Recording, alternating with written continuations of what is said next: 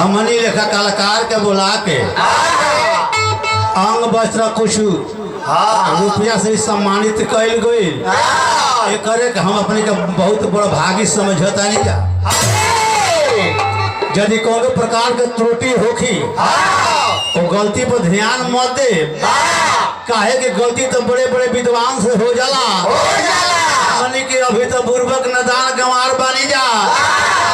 बड़े बड़े विद्वान जैसे तानसेन बैजू बबरा लेखा कलाकार ले पूछल गई संगीत में कहाँ तक उपाधि पौली भैया जी। होते विद्वान कहले कि समुद्र में अंगुरी डाल के निकाली एक ठो पानी चुगो तो उतने प्राप्त भइल बा।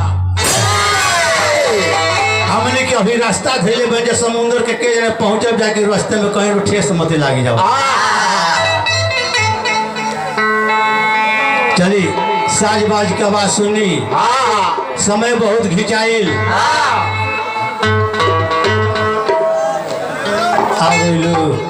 आगुलू महाकाव्य खतीरा है सेंट हमारे सेंट और का तू का जला तो सब चीज चल बाबू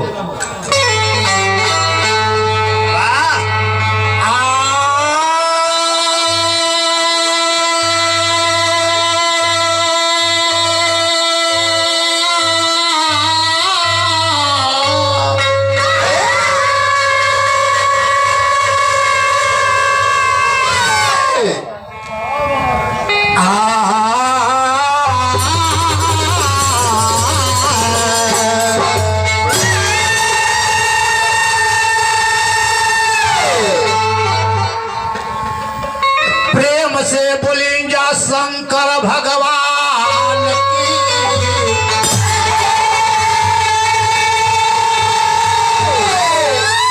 राजा रामचंद्र की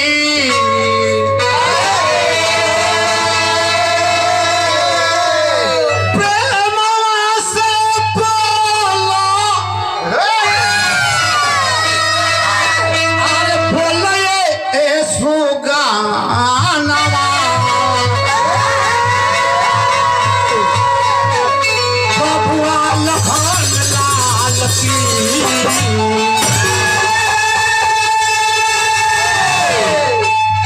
प्रेम से बोली जय आदि शक्ति मैया की। प्रेम से बोलिए अपना अपना माता पिता की। प्रेम से बोलिए अपना गुरु गोसैया की।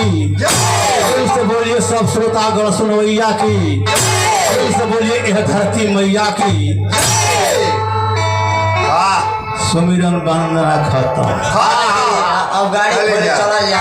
सुमिरन वंदना खत्म होते सुमिरन हो गई। अब हमने के एकरा के एगो भय भाव भंजन होला, एगो जन्म मनोरंजन होला। भाव भंजन रहा खत्म भगुई और वो सब के जन्म मनोरंजन में ढुकत नहीं जा। काहे कि यदि ज्यादा मिलाए तो समय बिगड़ जाई। समय कटे तो निमन ना लगी। झट झट मारना तो काम। सबसे पहले कितना सुंदर बात कहनी हमारा महावीर भैया। यही दरबार पर सबसे पहले सबके उजाला। वो दरबार पर केहू का रोका टोका नहीं थे। वही दरबार पर देवता दानव किन्नर नाग गंधर्व जस सब के उजाला। वही दरबार पर हमने के देखे के मिलेला भैया की पक्ष विपक्ष। हमने के तो मानव न भैया। वो दरबार में जानवर भी एकता बना कर रहे। वो जानवर कौन के जो एक दूसरा के भोजनहार हो, कौन भी एक जगह दूसरा के देख पहरेदारी करता। हमने के मानव में एकता नहीं थे। तो परिवार में यह सीख मिलेला। जब जानवर हो में एकता रहता, हमने के मानव में एकता ना रही तो काम बिगड़ जाए। लेकिन मानव में के उनके भाई भाई में नहीं खेता को जाति में नहीं खेल रहा। जाति के उन्हें के मानव के बैल के सुअर के गधा के मानव के वो जाति हो जाति में एकता नहीं खे पावा जाता। लेकिन वही परिवार में सीख मिलेला। पक्ष विपक्ष एगो कक्ष में बैठ के अपना लक्ष्य में विचार कर लो। वही परिवार पर हमारा हिंदुस्तान के ना सनातन धर्म के पूरा सांस्कृतिक आधारित भी है। यही से वही परिवार में सबसे पहले बाप से पहले बेटा का पूजा हो रही है। वह विघ्नेश्वर हवे जे मंगल होते हुए मंगल के रास कहा गए भाई। वही विघ्नेश्वर भगवान गणेश से भक्त कहते कि हे भगवान गणेश जी आई हम मंगल बरिसाई विघ्न के हरि के लेके जाई कि एक दंतम सर्पकर्णम गजवक्त्रम चतुर्भुजम पाशांकुश देवम ध्यायति सिद्धि विनायकम कांताक्षमाला पूर्ण मोदक धारिणम मुदका सप्त संदा धर्मेक दंडम गौरी पुत्र विनायकम।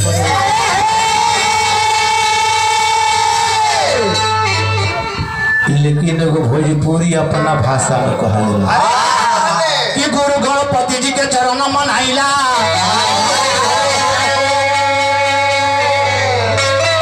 गुरु गणपति जी के चरण मनाइला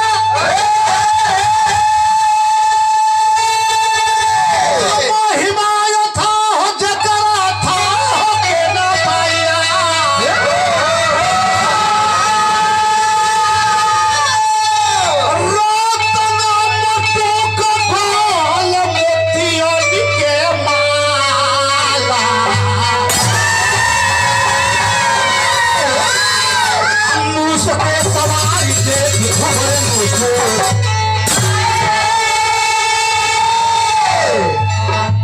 हाथी के मुड़ी देखनी कतना जे भारी लागल दर्शन खातिर दिन रात रेल भाईला हे गणनायक कौन गलती ऐसन कइले बानी सभवा में लाज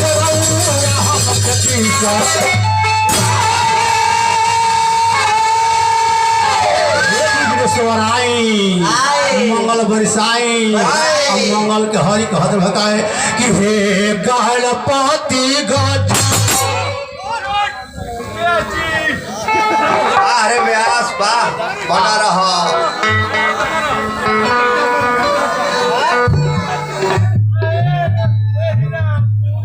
कि हे गणपति गज अरे बदना भी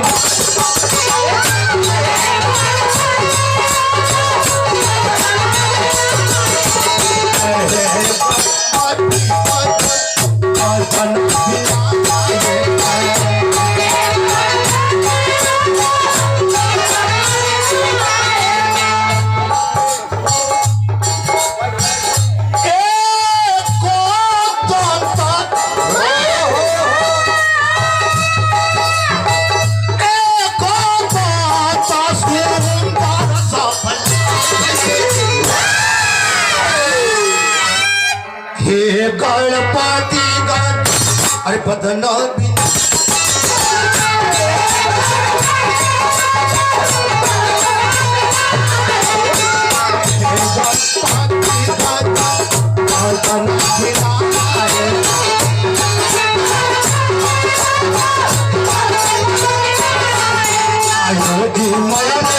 राम